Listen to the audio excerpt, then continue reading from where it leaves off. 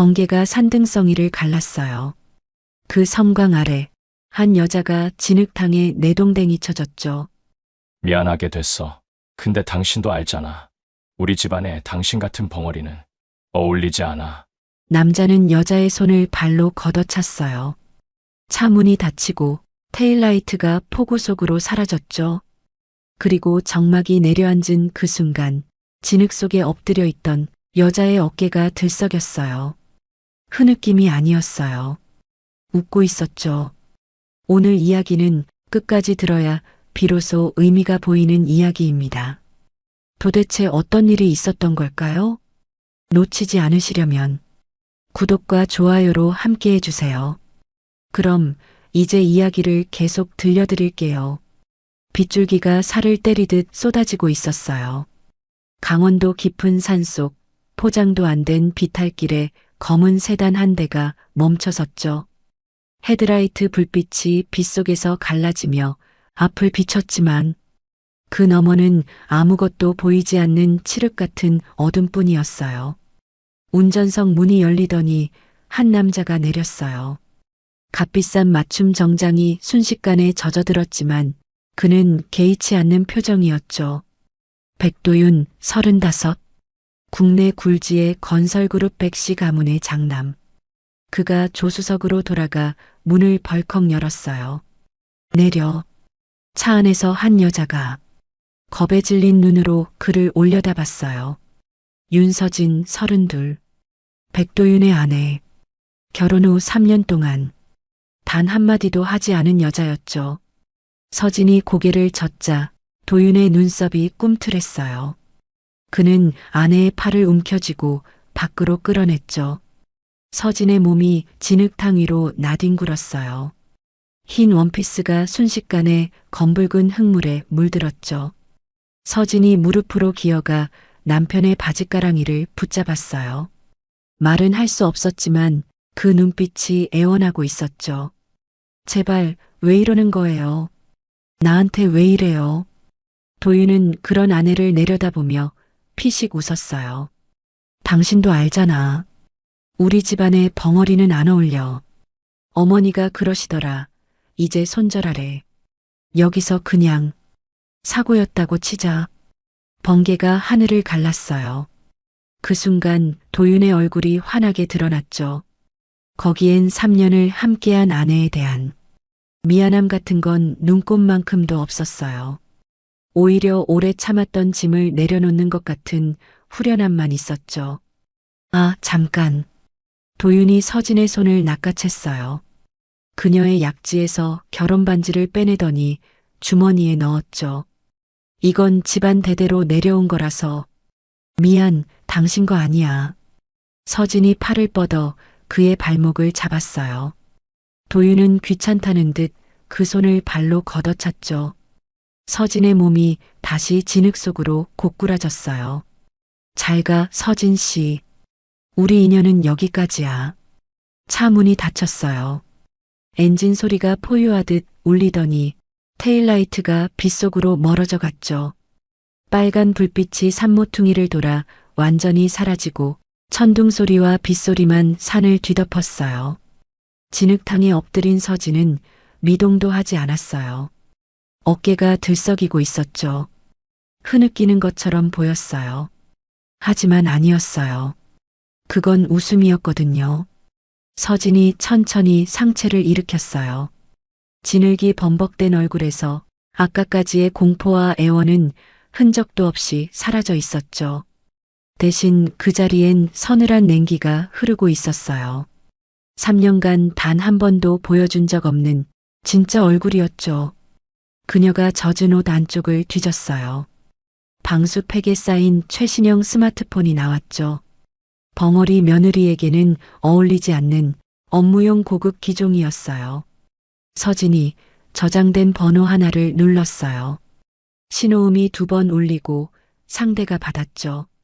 그리고 3년간 단 한 번도 소리내어 말한 적 없던 그 입술이 열렸어요. 나야.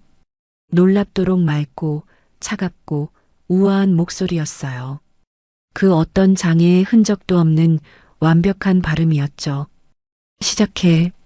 한 놈도 남기지 말고 싹 다 털어버려. 전화기 너머에서 낮은 남자 목소리가 들려왔어요. 기다리고 있었습니다. 팀 전원 대기 중입니다. 서진이 천천히 자리에서 일어났어요. 진흙이 원피스에서 뚝뚝 떨어졌지만 그녀는 아랑곳하지 않았죠. 폭우 속에 선 그녀의 실루엣은 버림받은 아내가 아니라 마침내 전쟁을 선포한 사령관 같았어요. 3년이야. 그 집안이 나한테서 빼앗은 것들. 하루도 잊은 적 없어. 그녀의 눈에 번개가 비쳤어요. 그 안에 서린 건 슬픔이 아니었죠. 3년을 갈아 만든 시퍼렇게 벼려진 칼날 같은 것이었어요. 자료 정리 다 됐지? 예. 백회장 비자금 루트, 장남 백도윤 씨의 해외 도피성 자금, 시어머니 주도의 부동산 명의 세탁까지. 전부요. 서진의 입꼬리가 올라갔어요. 좋아. 근데 그건 에피타이저고. 그녀가 산 아래를 내려다봤어요. 빗속에서도 서울 방향의 불빛이 희미하게 보였죠. 메인 디쉬는 따로 있어. 3년 전 그날 밤 진짜 무슨 일이 있었는지 이제 세상이 알게 될 거야. 그때였어요. 저 멀리 산모퉁이에서 헤드라이트 불빛이 다시 나타났어요. 아까 그 검은 세단이었죠. 남편 백도윤이 돌아오고 있었어요. 서진의 눈이 가늘어졌어요. 끊어. 손님이 왔네. 그녀가 전화를 끊고 휴대폰을 재빨리 품에 감췄어요. 그리고 순식간에 아까의 서늘한 눈빛이 사라졌죠. 대신 겁에 질리고 지치고 절망한 벙어리 아내의 얼굴이 돌아왔어요. 서진이 다시 진흙탕에 주저앉았어요. 세단이 가까워지고 있었죠. 차 안에서 도윤의 목소리가 들려왔어요. 창문을 내리며 짜증 섞인 어조로 말했죠. 야, 결혼할 때 예물로 해준 다이아 목걸이. 내 거라고 착각하지 마. 어머니가 가져오래. 서진이 고개를 들었어요. 눈물과 빗물이 뒤섞인 얼굴로 천천히 목 뒤로 손을 가져갔죠. 떨리는 손으로 목걸이를 풀어 내밀었어요. 도윤이 차에서 내리지도 않고 목걸이를 낚아챘어요. 이번엔 진짜 안녕이야. 차가 다시 출발했어요. 이번에는 속도를 더 내서 순식간에 어둠 속으로 사라졌죠. 서진은 그 테일라이트가 완전히 보이지 않을 때까지 기다렸어요. 그리고 다시 천천히 일어났죠. 그녀의 입술이 빗속에서 움직였어요. 소리 없이 하지만 뚜렷하게. 그래, 가져가. 다 가져가. 그녀의 눈이 차갑게 빛났어요. 어차피 전부 토해내게 될 테니까. 검은 세단의 테일라이트가 산모퉁이를 돌아 완전히 사라졌어요. 그제야 산길 반대편 숲 사이에서 움직임이 있었죠. 라이트를 끈 채 대기하던 검은 SUV 한 대가 소리 없이 다가왔어요. 도윤이 되돌아오는지 확인하기 위해 일부러 기다린 거였죠. 차가 서진 앞에 멈춰서자 운전석에서 중년 남자가 내렸어요. 검은 정장에 단정한 헤어스타일. 한쪽 귀에는 무선 이어피스가 꽂혀 있었죠. 그가 우산을 펼쳐 서진의 머리 위를 덮으며 허리를 깊이 숙였어요. 대표님, 고생 많으셨습니다. 서진의 입꼬리가 살짝 올라갔어요. 아까까지 진흙 속에서 애원하던 벙어리 아내의 모습은 온데간데 없이 사라졌죠. 대신 그 자리엔 부하의 예우를 당연하게 받아들이는 한 사람의 수장이 서 있었어요. 한 팀장, 차에 내가 시킨 것 있지? 예, 준비해뒀습니다. 서진이 SUV 뒷좌석에 올라탔어요. 한 팀장이 무릎 담요와 따뜻한 타월을 건넸죠. 차 안에는 이미 실크 수트 한 벌과 메이크업 파우치, 그리고 최신형 태블릿 PC가 놓여 있었어요. 차가 출발했어요. 서진은 젖은 옷을 갈아입고 흐트러진 머리카락을 정돈했죠. 잠시 후 차 안에는 전혀 다른 사람이 앉아 있었어요. 검은 실크 재킷, 날카롭게 빗어넘긴 머리, 그리고 무엇보다 모든 것을 꿰뚫어 보는 듯한 서늘한 눈빛.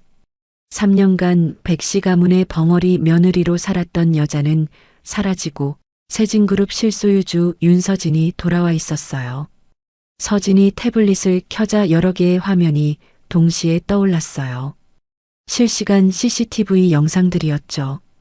백씨 가문 본가의 거실, 복도, 안방, 그리고 도윤의 개인 서재까지. 웃긴 건 이 카메라들을 설치한 게 시어머니 본인이라는 거예요. 3년 전 며느리를 감시하겠다며 집 곳곳에 CCTV를 설치했거든요. 관리는 새로 들인 집사에게 맡겼죠. 본인이 직접 면접 보고 뽑은 충직한 사람이라고 자랑했어요. 하지만 그 집사는 처음부터 서진의 사람이었죠. 시어머니가 며느리를 감시하는 동안 그 영상은 고스란히 서진에게 전송되고 있었어요.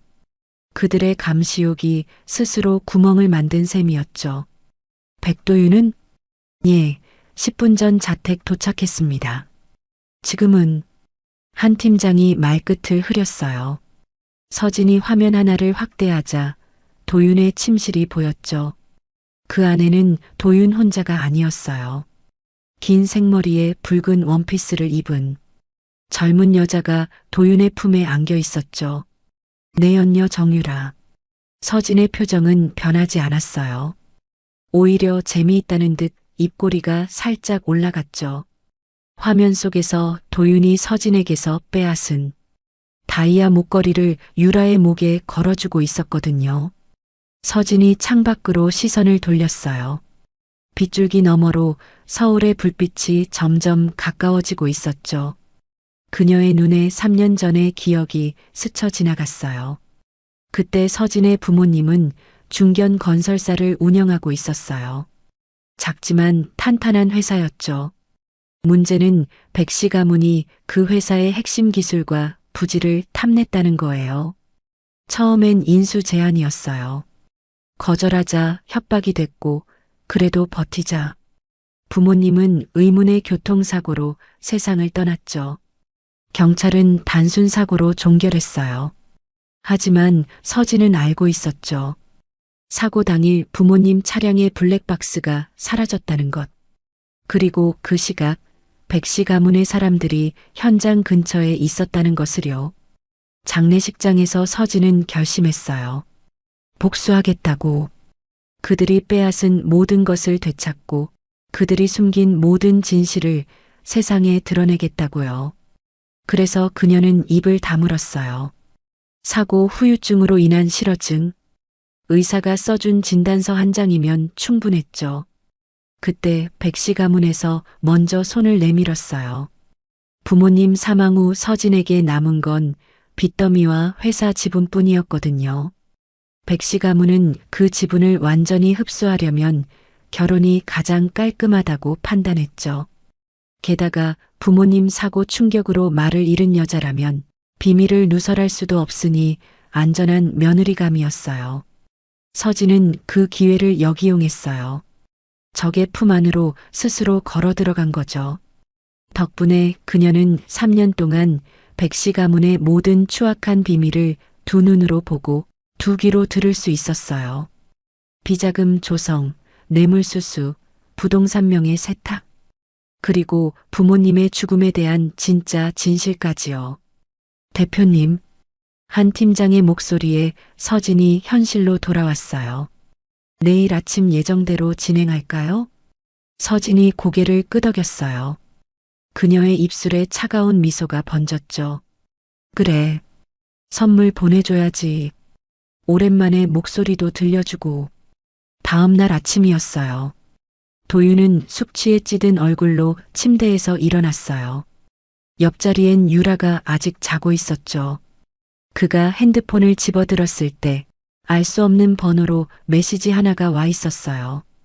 동영상 파일 1개. 도윤이 무심코 재생 버튼을 눌렀어요. 그리고 그의 얼굴이 굳어졌죠. 화면 속에는 어젯밤 산길의 장면이 고스란히 담겨 있었어요. 빗속에서 서진을 차 밖으로 끌어내는 자신. 진흙탕에 쓰러진 아내의 손을 발로 걷어차는 자신. 결혼 반지를 빼앗으며 비웃는 자신의 얼굴이요. 뭐야 이게. 도윤이 벌떡 일어났어요. 떨리는 손으로 발신 번호에 전화를 걸었지만 연결되지 않았죠. 대신 몇 초 후 핸드폰 스피커에서 음성 메시지가 자동 재생됐어요. 기계음으로 변조된 목소리였어요. 반지는 마음에 들어? 도윤의 숨이 멎었어요. 내가 지켜온 것들 하나씩 무너뜨려 줄게. 유라가 잠에서 깨어 도윤을 올려다봤어요. 하지만 그는 대답할 수 없었죠. 창백하게 질린 얼굴로 핸드폰만 움켜쥐고 있을 뿐이었어요.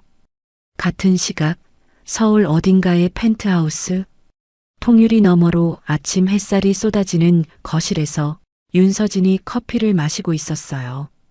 태블릿 화면 속에는 당황해서 우왕좌왕하는 도윤의 모습이 실시간으로 비치고 있었죠. 서진이 커피 잔을 내려놓으며 중얼거렸어요. 좋아, 첫 번째 선물은 잘 받았네. 그녀의 눈이 차갑게 빛났어요. 이제 시작이야. 천천히 하나씩 무너뜨려 줄게. 도윤의 손이 떨리고 있었어요.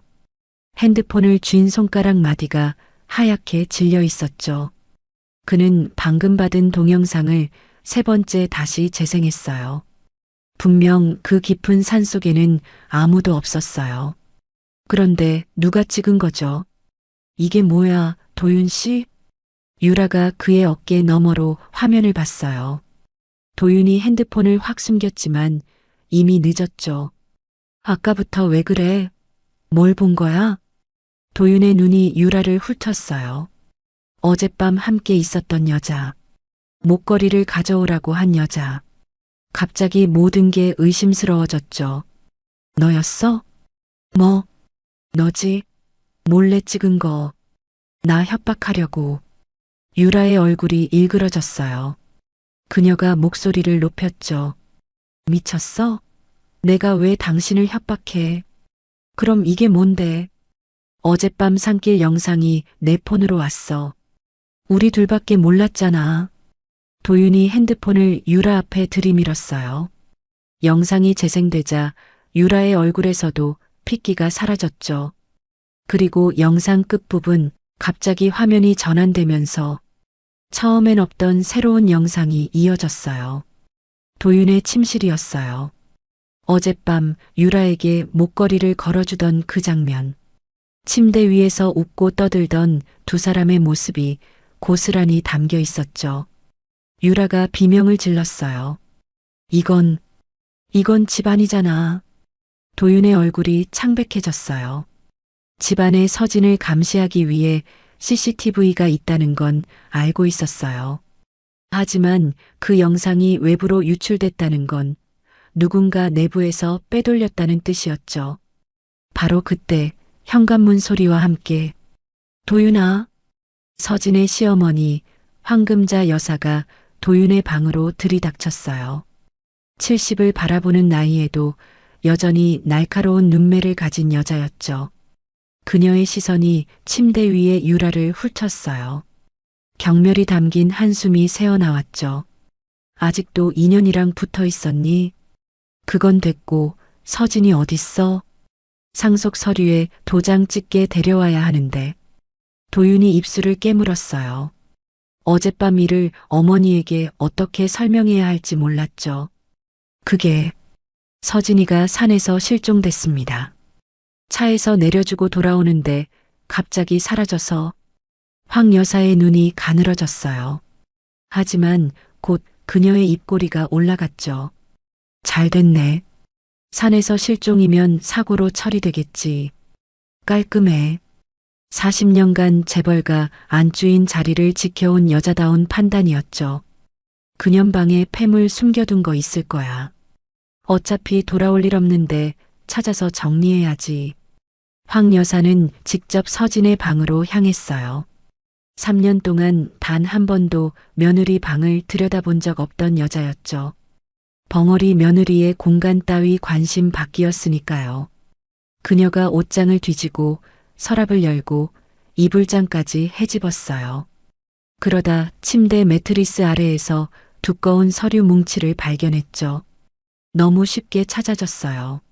마치 누군가 일부러 거기 두고 간 것처럼요. 이게 뭐야? 황 여사가 펼쳐보는 순간 그녀의 얼굴이 돌처럼 굳었어요. 이건 도윤이 내 비자금 장부잖아. 왜 이게 그년방에 있어? 도윤이 서류를 낚아챘어요. 틀림없었어요.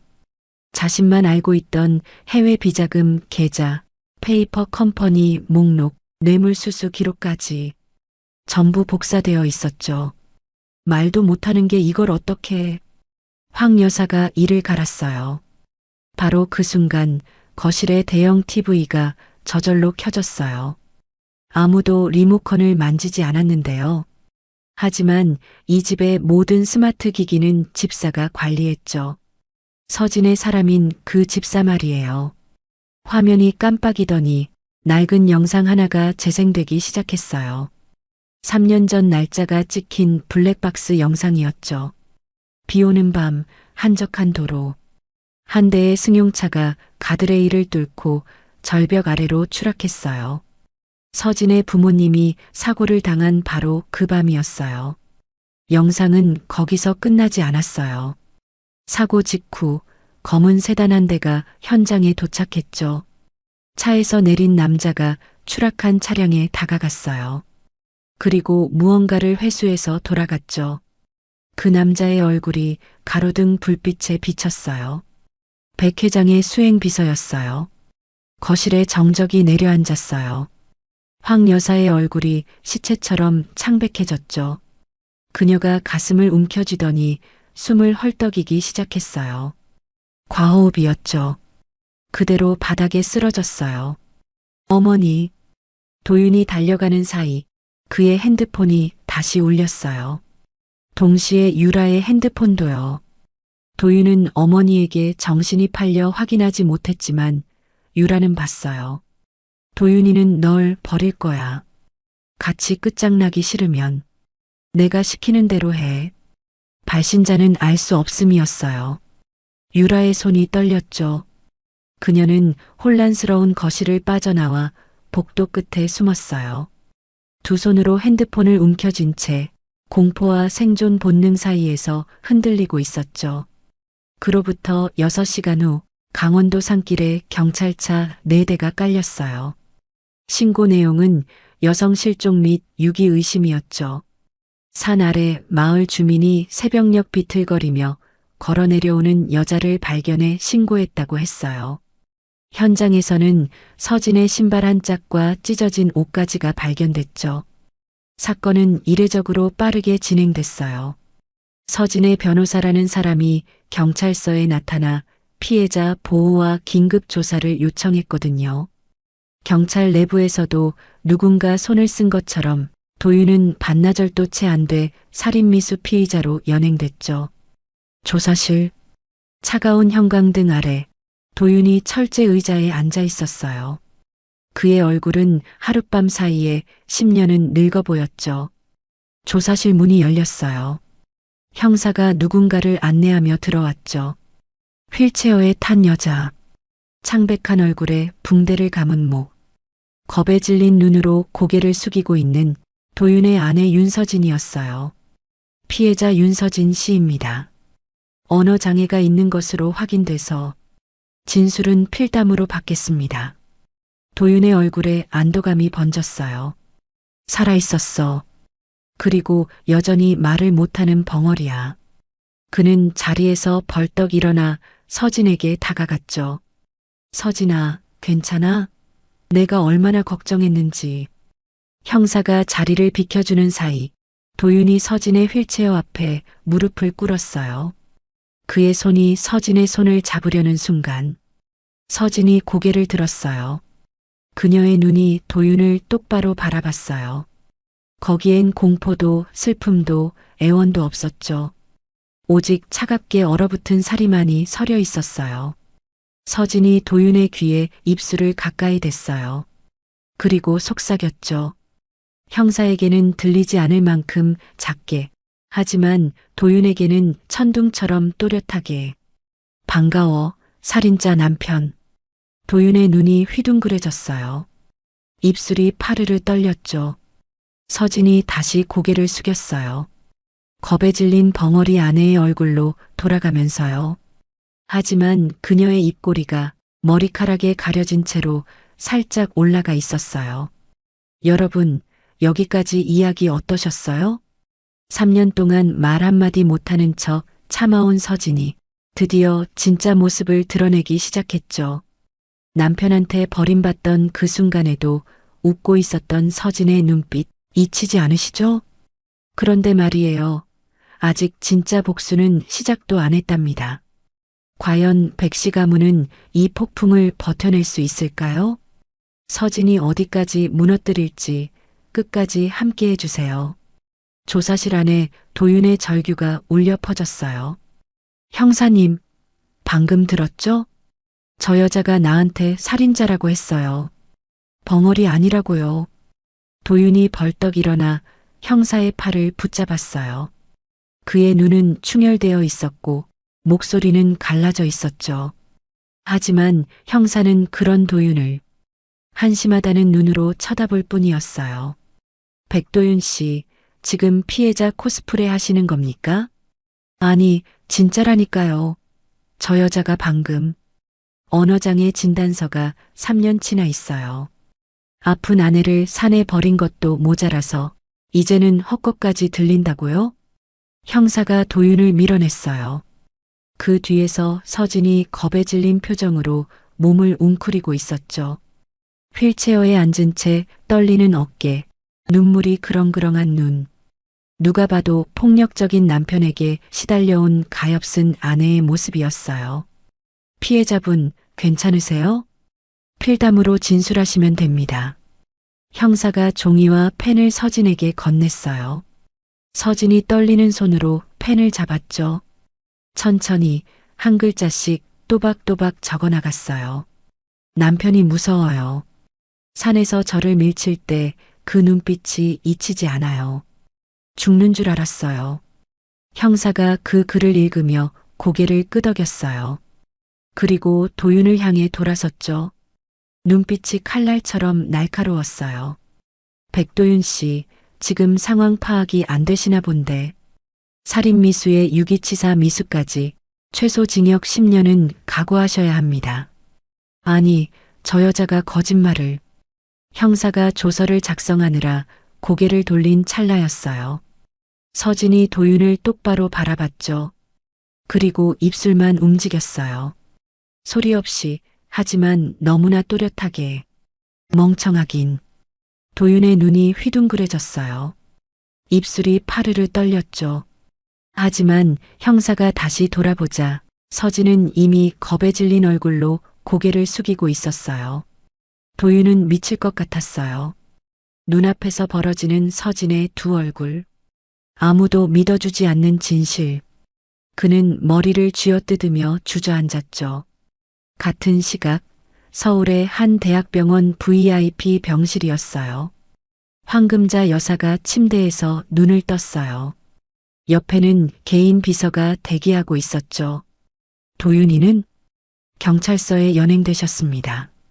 살인미수 혐의로. 황 여사의 눈이 번뜩였어요. 그녀가 비서의 손을 잡아당기며 속삭였죠. 윤서진, 그년이 살아 돌아오면 안 됐어. 사람 보내서 조용히 처리해. 사모님, 그건 내가 40년 동안 이 집안 지켜온 게 그년 때문에 무너질 순 없어. 돈은 얼마든지 줄 테니까 깔끔하게 해. 비서가 고개를 숙였어요. 하지만 그의 눈빛이 잠깐 흔들렸죠. 품 안의 녹음기는 이미 돌아가고 있었어요. 그 시각 도윤의 저택에서는 유라가 서재를 뒤지고 있었어요. 어젯밤 서진에게서 온 메시지가 그녀의 머릿속을 맴돌았죠. 도윤이는 널 버릴 거야. 같이 끝장나기 싫으면 내가 시키는 대로 해. 유라는 알았어요. 이 판의 주인이 이미 바뀌었다는 것을요. 금고를 열자 검은 가죽 수첩이 나왔어요. 도윤이 그토록 숨기려 했던 진짜 장부였죠. 해외 비자금 계좌, 정치권 뇌물 리스트, 그리고 3년 전 서진 부모님 사고에 쓰인 돈의 출처까지. 유라가 수첩을 품에 넣고 현관으로 향했어요. 문을 열자마자 검은 정장을 입은 남자 2명이 서 있었죠. 정유라 씨, 저희와 함께 가시죠. 변호사님도 동석해 계십니다. 누구세요? 윤 대표님께서 기다리고 계십니다. 그 수첩이랑 같이요. 보호해 드리겠습니다. 유라의 얼굴이 새하얗게 질렸어요. 하지만 이상하게도 공포보다는 안도에 가까운 감정이 스쳤죠. 도윤 곁에 있는 것보다는 나을지도 모른다는 생각이었어요. 경찰서 복도였어요. 변호사의 도움으로 잠시 조사가 중단됐어요. 도윤이 화장실로 향하던 중 복도 끝에서 휠체어를 탄 서진과 마주쳤죠. 비상구 앞 CCTV 사각지대였어요. 우연이 아니었죠. 서진이 한 팀장을 시켜 미리 경찰서 도면을 입수해뒀거든요. 주변에는 아무도 없었어요. 도윤의 눈에 핏발이 섰어요. 그가 서진에게 달려들었죠. 멱살을 잡으려는 순간 서진이 휠체어에서 벌떡 일어났어요. 도윤의 손목을 가볍게 쳐내며 그의 귀에 입술을 가까이 댔죠. 소름 끼치도록 차분한 목소리였어요. 도윤아, 내 엄마가 지금 나 죽이려고 사람 보냈더라. 도윤의 숨이 멎었어요. 근데 어쩌지? 그 사람이 지금 내 엄마 목을 조르러 가고 있는데. 무슨 소리야? 비서 말이야. 3년 전부터 내 사람이었어. 방금 내 엄마가 살인 교사한 거 다 녹음됐고. 서진이 한 발 물러섰어요. 그녀의 입꼬리가 천천히 올라갔죠. 뉴스 한번 확인해봐. 바로 그때 도윤의 핸드폰이 울렸어요. 뉴스 속보 알림이었죠. 3년 동안 모아둔 증거들이 오늘 아침 여러 곳에 동시에 전달됐어요. 검찰, 국세청, 금융감독원, 그리고 언론사까지. 한번 터지기 시작하자 감추려던 것들이 줄줄이 엮이기 시작했죠. 속보 XX건설 황금자 여사, 살인 교사 및 횡령 혐의로 병원 현장 체포. 속보 3년 전 윤 씨 부부 사망 사고, 타살 정황 포착. 경찰 재수사 착수. 도윤의 다리가 풀렸어요. 복도 바닥에 주저앉으며 그는 미친 사람처럼 웃기 시작했죠. 하하하. 웃음인지 울음인지 모를 소리가 복도에 울려 퍼졌어요. 그가 머리를 쥐어뜯으며 비명을 질렀죠. 너 대체 누구야? 윤서진이 아니잖아. 대체 누구냐고. 서진은 그런 도윤을 차갑게 내려다봤어요. 그리고 다시 휠체어에 앉았죠. 겁에 질린 벙어리 아내의 얼굴로 돌아가면서요. 복도 끝에서 형사가 뛰어오고 있었어요. 서진이 떨리는 손으로 형사에게 종이를 내밀었죠. 남편이 갑자기 저를 밀쳤어요. 무서워요. 형사가 바닥에 쓰러진 도윤을 내려다봤어요. 미친 듯이 웃다가 울다가를 반복하는 남자. 그리고 그 앞에서 눈물을 글썽이며 떨고 있는 아내. 누가 봐도 답은 정해져 있었죠. 서진이 형사의 뒤에 숨으며 고개를 숙였어요. 하지만 머리카락 사이로 보이는 그녀의 눈은 바닥에 쓰러진 도윤을 차갑게 내려다보고 있었죠. 모든 건 계획대로였어요. 백 회장은 쉽게 무너지지 않았어요. 도윤과 황 여사가 구치소에 수감된 지 사흘째. 백 회장은 국내 최대 로펌을 선임하고 기자회견을 열었죠. 카메라 앞에 선 그의 얼굴엔 당당함마저 서려 있었어요. 제 아들은 오래전부터 정신적인 문제가 있었습니다. 아내 역시 독단적으로 행동한 것이고 저는 전혀 알지 못했습니다. 그는 가족을 방패 삼아 자신을 지키려 했어요. 거기서 끝이 아니었죠. 오히려 저희 집안이 피해자입니다. 윤서진이라는 여자가 돈을 노리고 우리 집안에 접근했고 가정을 파탄냈습니다. 백 회장과 우호적인 매체들이 일제히 서진을 향한 의혹 기사를 쏟아냈어요. 금전 목적의 결혼, 계획적 접근, 재벌가 노린 사기혼. 여론이 흔들리기 시작했죠. 40년 동안 재벌 총수 자리를 지켜온 남자의 반격은 만만치 않았어요. 하지만 서진은 이미 준비하고 있었죠. 백 회장 기자회견 이틀 후 서울 프레스센터 대회의장이었어요. 수십 대의 카메라가 단상을 향하고 있었죠. 기자들의 웅성거림이 가득한 가운데 무대 위로 한 여자가 올라왔어요. 정유라였죠. 백도윤의 내연녀가 왜 여기 있는 거지? 기자들의 눈이 휘둥그레졌어요. 유라의 손에는 두꺼운 서류 뭉치와 USB 하나가 들려 있었죠. 저는 백도윤 씨의 가까운 지인으로서 오늘 진실을 말씀드리러 왔습니다. 유라가 마이크를 잡았어요. 그녀의 목소리는 떨리고 있었지만 눈빛은 단단했죠. 이건 백 회장님 개인 금고에 보관되어 있던 장부입니다. 수사팀 입회하에 압수된 자료예요. 해외 비자금 계좌, 정치권 뇌물 리스트, 그리고 유라가 USB를 들어 보였어요. 3년 전 윤 씨 부부 사망 사고 당일 백 회장님이 수행비서에게 직접 내린 지시 녹취록입니다. 회의장이 술렁였어요. 유라가 버튼을 눌렀죠. 스피커에서 백 회장의 목소리가 흘러나왔어요. 깔끔하게 처리해. 블랙박스는 반드시 회수하고. 기자들의 카메라 셔터 소리가 폭풍처럼 쏟아졌어요. 유라가 마이크를 다시 잡았죠. 백 회장은 이 모든 것을 알고 있었고 직접 지시했습니다. 가족 탓으로 돌리는 건 거짓말입니다. 유라가 숨을 고르며 덧붙였어요. 저는 오늘부터 수사기관의 증인으로 협조하고 신변 보호를 요청했습니다. 더 이상 숨지 않겠습니다. 내연녀가 정의의 편에서 입을 여는 순간이었어요. 악의 축이었던 여자가 던진 폭탄은 백 회장의 방어선을 산산조각 냈죠. 일주일 후 서울중앙지방법원이었어요.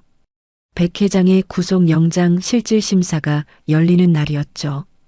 법원 앞은 취재진과 시민들로 가득했어요. 여러 방송사가 법원 앞에서 생중계를 하고 있었고 온라인 속보가 쏟아지면서 시청자 수가 폭증하고 있었죠. 신문실 안 백 회장이 피의자석에 앉아 있었어요. 수갑은 찼지만 그의 눈빛은 여전히 오만했죠. 그때 진술석 쪽 문이 열렸어요. 휠체어였어요. 목에 붕대를 감고 창백한 얼굴로 고개를 숙인 여자. 윤서진이 신문실에 들어섰죠. 백 회장의 입꼬리가 비틀어졌어요. 그가 낮은 목소리로 중얼거렸죠. 내가 감히 나를 건드려? 벙어리 주제에 증언석에서 손가락이나 놀릴 셈이냐? 서진은 대답하지 않았어요. 휠체어가 진술석 앞에 멈춰섰죠. 판사가 서진을 바라봤어요. 피해자 윤서진 씨, 필담으로 증언하시겠습니까? 서진이 잠시 고개를 숙였어요. 신문실 안에 긴장감이 흘렀죠. 수십만 명의 시청자가 속보 화면을 주시하고 있었어요. 그리고 서진이 천천히 고개를 들었어요. 그녀의 손이 목의 붕대로 향했죠. 천천히 한 겹씩 풀어 헤치기 시작했어요. 백 회장의 눈썹이 꿈틀했죠. 뭔가 이상하다는 걸 느낀 거예요. 붕대가 모두 풀렸어요. 서진이 진술석의 마이크를 잡았죠. 신문실 안이 순간 조용해졌어요. 그리고 3년간 봉인했던 그녀의 입술이 열렸어요. 아니요, 판사님. 맑고 서늘하고 또렷한 목소리였어요. 신문실 전체가 얼어붙었죠. 제 목소리로 직접 말씀드리겠습니다. 백 회장의 얼굴이 일그러졌어요. 의자에서 반쯤 일어나다 다시 주저앉았죠. 그의 입술이 파르르 떨렸어요.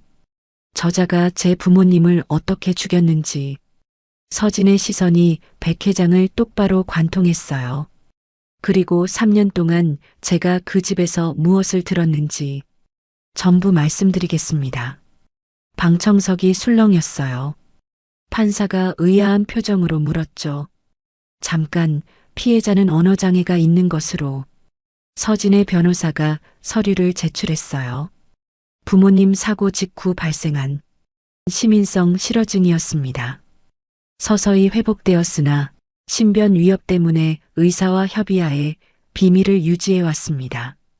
관련 소견서 첨부합니다. 판사가 서류를 확인하고 고개를 끄덕였어요. 서진이 다시 마이크를 잡았죠. 3년 전 제 부모님은 단순 사고로 돌아가신 게 아닙니다. 수십만 명이 지켜보는 앞에서 서진의 목소리가 울려 퍼졌어요. 저 남자가 죽였습니다. 제 부모님이 마지막까지 지키려 했던 진실을 제가 이제야 세상에 꺼내왔습니다. 서진이 잠시 숨을 고르고 이어 말했어요. 그리고 저는 3년 동안 그 증거를 모으기 위해 말을 잃은 척 살아왔습니다. 백 회장이 벌떡 일어났어요. 거짓말이야. 전현이 미쳤어. 하지만 이미 늦었죠. 실시간 댓글창이 폭주하고 있었어요. 소름, 대박, 3년을 참았다고? 진짜 복수국이다. 여론은 완전히 뒤집혔어요. 같은 시각, 구치소 TV 앞에서 도윤이 화면을 보고 있었어요. 아내의 목소리가 흘러나오고 있었죠. 그 맑고 서늘한 목소리가요. 도윤은 벽을 향해 미친 듯이 주먹을 내리쳤어요. 몇 번을 쳐도 아무것도 바뀌지 않았죠. 서진이 마지막으로 말했어요. 엄마, 아빠, 이제 말할 수 있게 됐어요. 그녀의 눈에서 눈물 한 방울이 흘러내렸어요. 하지만 입술은 단단히 다물려 있었죠. 3년간의 침묵이 마침내 끝났어요. 백 회장에게 징역 25년이 선고됐어요. 살인교사, 증거인멸, 횡령, 뇌물수수. 죄목이 줄줄이 이어졌죠. 재판장이 판결문을 읽는 동안 백 회장은 고개조차 들지 못했어요. 40년간 재계를 호령하던 남자의 최후치고는 너무나 초라했죠. 판결과 함께 백씨 집안의 전 재산에 대한 몰수와 추징이 시작됐어요. 강남에 화려했던 저택은 압류 딱지로 도배됐죠. 가구 하나, 그림 하나까지 모조리 경매에 넘어갔어요. 도윤은 구치소 독방에 갇혔어요. 밤마다 서진의 목소리가 환청처럼 들렸거든요. 반가워, 살인자 남편 그 말이 귓가에 맴돌 때마다 그는 비명을 질렀죠. 결국 정신과 치료를 받아야 했어요. 3년간 벙어리 아내를 무시했던 남자가 이제는 그 목소리에서 벗어나지 못하고 있었죠. 그들이 그토록 지키려 했던 이름과 부가 모래성처럼 무너져 내렸어요. 유라는 증인 협조의 대가로 집행유예를 선고받았어요. 법원을 나서는 그녀의 손에는 작은 봉투 하나가 들려 있었죠. 서진이 보낸 거였어요. 봉투를 열자 서류 한 장이 나왔어요.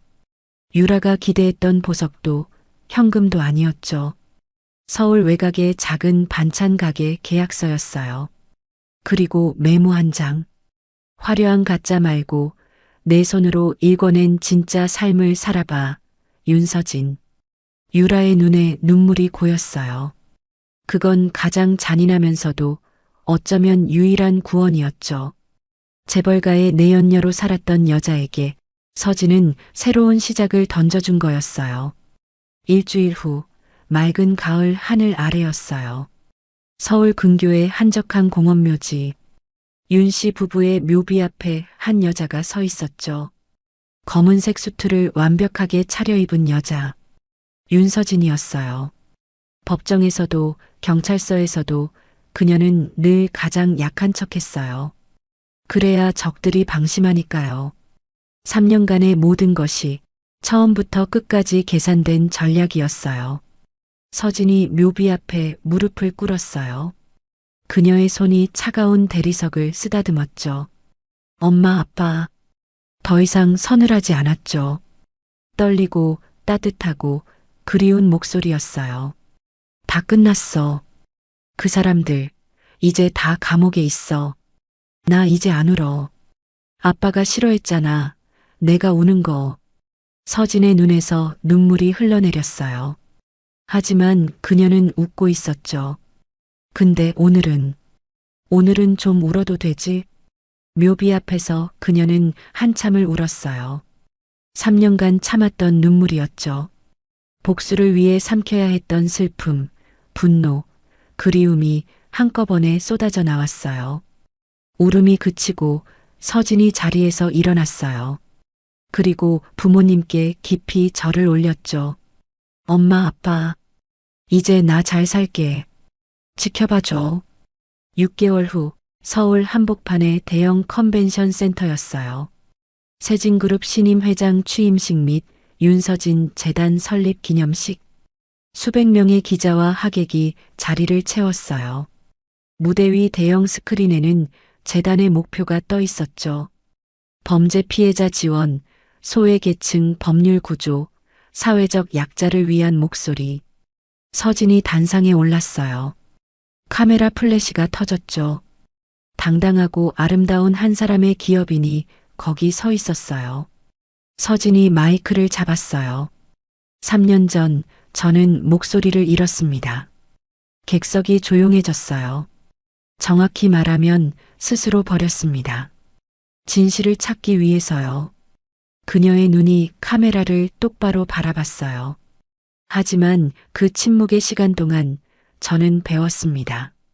세상에는 말하고 싶어도 말할 수 없는 사람들이 있다는 것을요. 증거가 없어서, 돈이 없어서, 힘이 없어서, 진실을 가슴에 묻고 살아가는 사람들이요. 서진의 목소리가 단단해졌어요. 윤서진 재단은 그런 분들의 목소리가 되겠습니다. 낮은 곳의 진실이 세상에 닿을 수 있도록 제가 다리가 되겠습니다. 그녀가 마지막으로 말했어요. 제 이름은 윤서진입니다. 3년간 침묵했지만 이제는 말할 수 있습니다. 여러분의 이야기를 들려주세요. 제가 함께 말하겠습니다. 객석에서 박수가 터져 나왔어요. 서진이 미소를 지었죠. 3년간의 복수가 끝나고 윤서진의 새로운 이야기가 시작되고 있었습니다. 여러분, 오늘 이야기 어떠셨어요? 3년 동안 말 한마디 못하는 척 참아온 서진이의 마음이 얼마나 아팠을까요? 부모님을 잃은 슬픔도 남편에게 버림받는 모욕도 전부 삼키면서 오직 복수만을 위해 살아왔잖아요. 그런데 서진이가 정말 대단한 건 복수에서 끝나지 않았다는 거예요.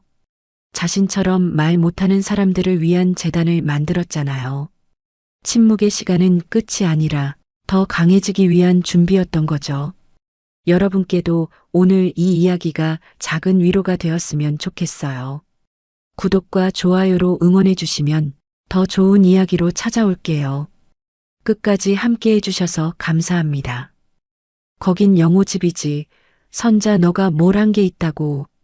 시어머니 말이 채 끝나기도 전에 내 밥그릇이 식탁에 내던져졌습니다. 제가 시집올 때 가져온 가장 오래된 그릇이었죠. 사기 그릇이 깨지는 소리가 좁은 부엌을 찢고 지나가는데 남편은 그 옆에서 휴대폰만 보다가 마지못해 한마디 보탰습니다. 당신은 그냥 와서 밥하고 빨래하고 엄마 수발 좀 들면 되는 거지. 주민등록 옮기는 건 나랑 엄마만 하는 걸로 하자. 요즘 며느리들도 재산 타령한다잖아. 30여 년 동안 이 집에서 밥하고 빨래하고 명절에 제사에 시아버지 대소변까지 치우며 살았는데 새 아파트 이야기가 나오자 나는 한순간에 있어도 그만, 없어도 그만이 되더군요. 그날 밤 쓰레기 봉투에서 깨진 밥그릇 조각 하나를 다시 꺼내 서랍에 넣고 장롱 위에 숨겨둔 서류철을 펼쳤습니다. 소유자 김선자, 새집 등기 예정자란에 적힌 내 이름 석자를 보는 순간 나는 조용히 마음을 정했습니다. 저 사람들이 말하는 영호집이 아니라 서류에 적힌 대로 내 집부터 지키겠다고요. 안녕하세요. 저는 60살 김선자라고 합니다. 사실 이 이야기를 꺼내기까지 참 오래 망설였습니다. 누구에게 하소연하기도 애매하고 그렇다고 평생 가슴에만 묻고 살기엔 너무 답답해서요. 오늘은 시댁과 있었던 일, 그리고 제가 32년간 며느리로 살아온 이야기를 처음부터 솔직하게 털어놓으려고 합니다. 어쩌면 제 잘못도 있을지 모르지만 이제는 누군가 한 번은 들어줬으면 하는 마음으로 이야기를 시작해 보겠습니다. 구독과 좋아요, 알림 설정은 다음 사연 제작에 큰 힘이 됩니다. 머릿속에선 얼마 전까지 살던 그 낡은 다가구 주택 부엌 풍경이 먼저 떠오르네요. 선자야, 밥이 왜 이렇게 질어? 사람을 돼지처럼 먹이냐? 시어머니 말순의 목소리가 텔레비전 볼륨보다 더 크게 울려 퍼졌습니다. 저는 그저 고개를 숙인 채 밥주걱을 들고 서 있었죠. 엄마 말 좀 들으면 안 돼? 밥 하나 제대로 못하냐? 평생 살림만 했으면서. 남편 영호가 휴대폰에서 눈도 떼지 않은 채 그렇게 말했습니다. 평생 살림만 했다고요? 맞습니다. 살림도 했죠. 하지만 마트에서도 일했고 청소일도 했고 요양보호사로도 일했습니다. 제가 집에서 살림만 하는 것도 아니고 밥이 좀 질다고 그게 뭐가 그렇게 잘못됐는지 모르겠어요. 시어머니는 제가 시집 올 때 가져온 밥그릇을 집어들었습니다. 그 그릇은 친정 엄마가 결혼 전날 밤 제 손에 쥐어주셨던 거예요. 이거 내 꼬질꼬질한 친정 냄새 난다. 너처럼 촌스러워. 그 말과 함께 시어머니는 그 밥그릇을 바닥에 내던졌습니다. 쨍그랑. 사기 그릇이 깨지는 소리가 부엌 전체를 울렸습니다. 저는 깨진 조각들을 주워 담기 시작했죠. 그런데 그 순간 이상한 냄새가 코끝을 스쳤습니다. 대소변 냄새. 몇 년 전 중풍으로 누워 계시던 시아버지의 냄새였습니다. 새벽마다 제가 혼자 치우던 그 냄새가 갑자기 생생하게 살아나더군요. 시아버지가 돌아가신 지 벌써 1년이 넘었는데 말이죠. 그분이 병상에 누워 계실 때 아들인 남편은 병원에 올 생각도 하지 않았어요. 딸인 시누이 미정도 바쁘다며 얼굴을 잘 비치지 않았죠. 시어머니는요? 난 허리가 아파서 못한다. 그렇게 말하며 뒤로 빠졌습니다. 그래서 기저귀 갈고 욕창 씻기고 대소변을 닦아낸 사람은 저 혼자였습니다. 새벽에 냄새나는 병실 화장실에서 혼자 기저귀를 빨던 그 시간들이 지금도 선명합니다. 손끝까지 베어든 그 냄새를 아무리 비누로 씻어도 지워지지 않았던 기억이요. 내 팔자가 얼마나 사나우면 너 같은 며느리를 두고 살겠냐. 엄마 말이 좀 심하다. 남편이 그렇게 말하긴 했지만요. 애를 낳기를 했냐. 돈을 많이 벌어오냐. 그렇다고 살림을 잘하냐. 다 사실이잖아. 결국 그렇게 덧붙이며 저를 무시했습니다. 식탁 위에 차려진 저녁상을 보니 제 밥그릇 자리가 빠져 있더군요. 시어머니와 남편은 새로 산 하얀 밥그릇에 밥을 담아 먹으며 떠들어댔습니다. 방금 전 친정에서 가져온 제 밥그릇이 산산이 깨지는 걸 보면서 한 가지 생각이 스쳤습니다. 아, 이 사람들한텐 나는 끝까지 손, 발, 입만 빌려 쓰는 사람이구나. 이 집 밥상 위에 내 자리는 끝내 생기지 않겠구나.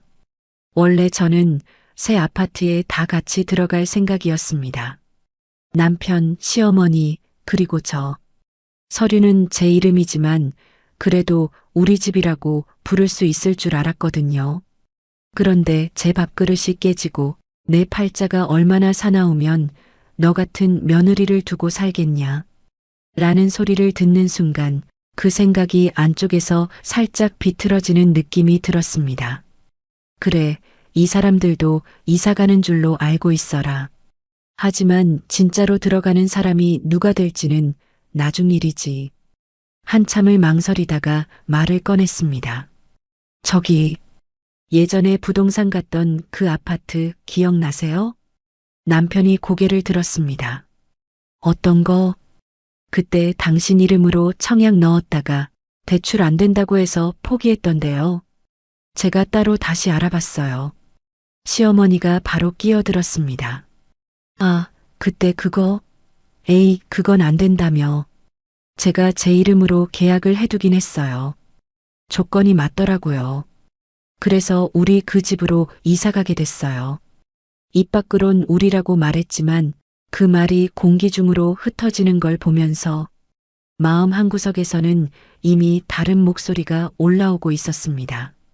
그래, 지금은 이렇게 말해도 정말로 같이 들어갈지 나 혼자 들어갈지는 내가 정하는 거야. 숟가락 소리가 멈췄습니다. 남편이 눈을 동그랗게 떴습니다. 뭐야, 그게 아직도 된 거였어? 역시 내가 청약 넣어놓은 게 남는구만. 시어머니는 벌써 휴대폰을 집어들었습니다. 거 봐라, 내가 뭘 했냐? 우리 영우가 집 한 채는 해온다 했지. 이제 친척들한테 말해야겠다. 우리 영우 새 아파트 나왔다고. 저는 굳이 더 설명하지 않았습니다. 내 단독 명의라는 말도 내 통장이라는 말도 꺼내지 않았습니다. 그날 밤부터 시작됐습니다. 시어머니는 거실 소파에 앉아 친척들에게 전화를 돌리고 있었습니다. 응, 우리 영우가 드디어 집 한 채 마련했어. 목소리가 크게 울렸습니다.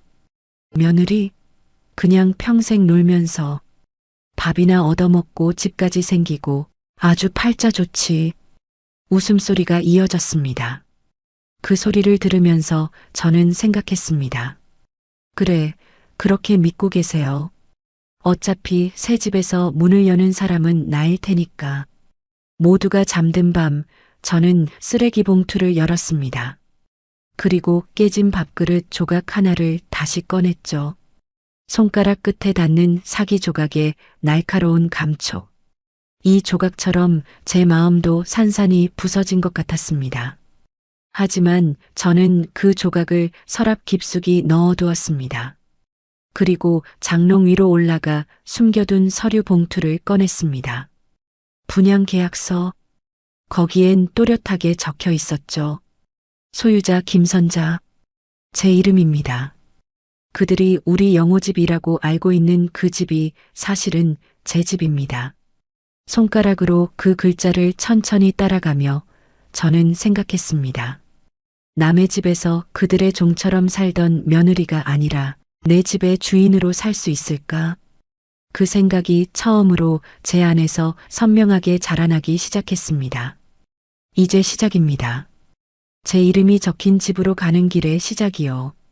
몇 주 후, 이삿짐 센터 직원이 집안을 둘러보며 체크리스트에 뭔가를 적어 내려갑니다. 이 방은요? 직원이 제 방문을 가리키자 남편이 먼저 대답했습니다. 이 작은 방은 다 버리셔도 돼요. 별로 쓸모없는 짐입니다. 저는 부엌에서 설거지를 하다 말고 고개를 들었습니다. 쓸모없는 짐.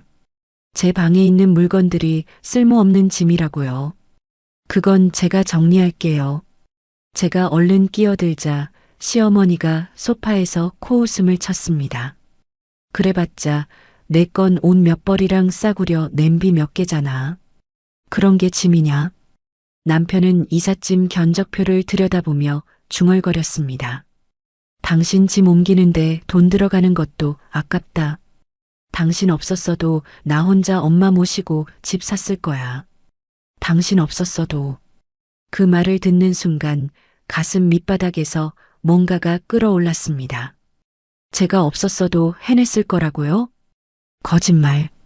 저는 속으로 그렇게 중얼거리며 제 방으로 들어갔습니다. 문을 잠그고 서랍을 열었습니다. 제일 깊숙한 곳에 숨겨둔 통장들이 나왔습니다. 마트 계산대에서 서서 일하며 모은 돈, 요양보호사 자격증을 따서 다른 어르신들을 돌보며 받은 수당, 아파트 청소 일을 하며 그렇게 모은 돈이 통장 5개였습니다. 이건 내 몫이야. 내가 살아갈 돈이야. 그렇게 생각하며 꼭꼭 숨겨뒀던 돈이었습니다. 분양 계약서를 펼쳤습니다. 계약서 날짜를 보니 3년 전이더군요. 시아버지가 병상에 누워 계실 때였습니다. 그때 저는 병원과 은행을 오가며 시아버지 병원비 계산하고 대출 이자 확인하고 분양 중도금 납부일을 달력에 표시해 두었었죠. 손가락으로 그 날짜들을 천천히 따라가다 보니 눈물이 핑 돌았습니다. 그래, 나도 뭔가를 해냈구나. 저녁이 되었습니다. 남편은 거실에서 아는 형과 전화 통화를 하고 있었습니다. 형님, 드디어 집 장만했어요. 엄마도 좋아하시고. 웃음소리가 들렸습니다. 선자는 원래 우리 집 식모 같은 거예요. 엄마도 보고 집안일도 하고. 새 집에선 더 열심히 해야지 뭐. 식모. 저를 식모라고 했습니다. 저는 부엌 문틈에 서서 그 말을 듣고 있었습니다. 전화를 끄는 남편이 저를 보더니 말했습니다. 괜히 듣고 삐지지 마. 원래 며느리는 그런 거야. 그러더니 덧붙였습니다. 내가 없었으면 엄마랑 나는 더 힘들었을 거야. 하지만 고마움은 한 톨도 담기지 않은 말투였습니다. 이 사람들에겐 내가 시아버지 밤새 간병한 것도 집안일에 이리저리 뛰어다닌 것도 아무 의미가 없구나. 그냥 당연한 일. 며느리니까 당연히 해야 하는 일. 그렇게만 생각하는 거였습니다. 그날 밤 저는 작은 가방을 하나 꺼냈습니다. 서랍에 넣어뒀던 깨진 밥그릇 조각을 꺼내 가방에 넣었습니다. 통장들도 분양 계약서도 넣었습니다. 그리고 달력을 펼쳤습니다. 입주일이 2주 후로 적혀 있었습니다. 저는 머릿속으로 그려보기 시작했습니다. 입주 당일 새벽 첫 지하철을 타고 집을 나가는 제 모습을, 주민센터에서 전입신고를 하는 제 모습을, 관리사무소에서 세대주로서 출입카드를 받는 제 모습을, 남편과 시어머니가 저 없이 이삿짐을 옮기다가 출입카드가 없어 당황하는 그 모습을, 그리고 마지막으로 등기부등본을 들고 나타나 이 집 주인은 김선자입니다라고 말하는 제 모습을. 손끝이 떨렸습니다. 무서웠습니다. 하지만 더 무서운 건 이대로 또 30년을 사는 거였습니다. 저는 달력에 빨간 펜으로 동그라미를 쳤습니다. 이제 2주만 참으면 됩니다. 2주만 더 시어머니 잔소리를 듣고 남편 뒷바라지를 하고 식모 취급을 받으면 됩니다. 그 후엔 제가 선택하는 겁니다. 부동산 사무실 문을 열고 들어서는 순간 몇 년 전 기억이 떠올랐습니다. 시아버지 간병 후 병원에서 돌아오는 길에 우연히 들렀던 이 부동산 사무실. 유리창에 붙어 있던 분양 광고를 보며 저는 한참을 서 있었습니다. 새 아파트, 내 집 마련의 꿈. 그때는 정말 꿈일 뿐이었습니다. 어서 오세요. 최 소장이 저를 알아보고 반갑게 인사했습니다. 김 선자님, 오랜만이네요. 입주 준비 때문에 오셨죠? 저는 고개를 끄덕이며 자리에 앉았습니다. 소장은 서류철을 꺼내며 말했습니다. 그때 일 기억나세요? 처음에 남편분이랑 같이 오셨을 때. 기억나죠? 잊을 수가 없습니다. 남편은 카드빚과 대출 연체로 신용등급이 낮아진 상태였습니다. 투자한다고 친구 보증을 섰다가 날아간 돈도 있었죠. 남편분 신용으로는 중도금 대출이 안 나옵니다. 소장이 그렇게 단호하게 말했을 때 남편 얼굴이 빨개졌던 게 기억납니다. 집에 돌아와 시어머니한테 그 얘기를 했을 때죠. 그러니까 내가 돈을 제대로 못 모아서 이 꼴이잖아. 남편이 소리를 질렀습니다. 시어머니는 더 심했죠. 시집 와서 애도 하나 제대로 못 낳고 집 한 채도 못 해오는 주제에 제대로 하는 게 뭐가 있냐? 저는 그냥 고개를 숙이고 있었습니다. 하지만 며칠 후 저는 혼자 이 부동산에 찾아왔습니다. 남편한테도 시어머니한테도 말하지 않고요. 혹시 제 이름으로는 안 될까요? 조심스럽게 물었을 때 소장은 제 통장 내역을 보더니 말했습니다. 김 선자님 소득이면 단독 명의로 충분히 가능합니다. 그 말을 들었을 때 가슴이 두근거렸습니다. 정말 내 이름으로? 계약서에 도장을 찍을 때 손이 떨렸습니다. 그 후로도 저는 시아버지를 돌보며 일하고 집에 돌아와서는 은행 앱을 켜서 대출 이자를 확인했습니다. 이번 달 중도금 납부일이 언제였지? 이자는 제때 빠져나갔나? 손에서 기저귀 냄새를 지우지도 못한 채 휴대폰 화면만 들여다보던 날들이었습니다. 김 선자님, 소장의 목소리에 정신을 차렸습니다. 네. 이 집은 김 선자님 단독 명의입니다. 남편분이랑 시어머니는 아직도 모르시는 거죠? 네, 모릅니다. 저는 또박또박 말했습니다. 앞으로 이 집 관련된 계약은 무조건 제 동의로만 진행해 주세요. 소장은 등기부등본 사본을 꺼내 제 앞에 놓았습니다. 소유자는 김선자 한 분입니다. 나중에 전세를 놓으시든 월세를 놓으시든 집주인 권한은 김선자님한테만 있어요. 그 서류를 보는 순간 제가 진짜 이 집의 주인이라는 게 실감났습니다. 부동산을 나와 걸으며 생각했습니다. 입주일에 내가 먼저 들어가는 거야. 내 이름으로 된 집에. 집으로 돌아가는 지하철 안에서 저는 창밖을 바라봤습니다. 주민센터에서 도장 찍는 소리를 머릿속에 그려봤습니다. 탁! 그 소리가 제 인생을 바꿀 겁니다. 이제 남은 건 실행뿐이었습니다. 입주일까지 10일. 10일 후엔 제가 세대주가 되는 겁니다. 지하철이 덜컹거렸습니다. 하지만 제 마음은 흔들리지 않았습니다. 현관문을 열고 들어가니 시어머니가 소리쳤습니다. 선자야, 어디 갔다 이제 와? 저녁 준비 안 했어?